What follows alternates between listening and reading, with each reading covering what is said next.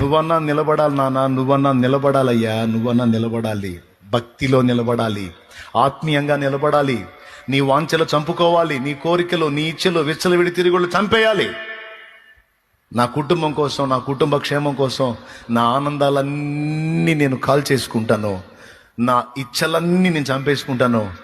నా ఇంటి వారి రక్షణ కోసం నా తండ్రికి నేను ప్రార్థన చేయటమే కాదు, నేను త్యాగం చేస్తాను అని నడుంగట్టు నీ ఇల్లు ఒడ్డుకొచ్చిద్దంతే యేసునామములో. యవన బిడ్డ, తీర్మానం చేయనానా, తీర్మానం చేయనానా. ఇంట్లో అందరే పనికి మాలినోళ్ళు అయితే ఇల్లు బయటపడదు నాన్న, ఒడ్డుకు రాదు. ఒక్కడన్నా భక్తిపరుడు కావాలి, విశ్వాసం గలవాడు కావాలి, త్యాగబుద్ధి కలిగినోడు కావాలి, మంచి మనసాక్షి కలిగినోడు కావాలి, ప్రార్థనాపరుడు కావాలి, విశ్వాస వీరుడు కావాలి. అలాంటి వాడు ఉంటే ఒక ఇల్లే కాదు, ఒక ఊరే కాదు, ఒక సమాజమే కాదు, ఒక పట్టణమే కాదు, ఒక ప్రాంతం అంతా కూడా ఉజ్జీవింపబడిద్దే.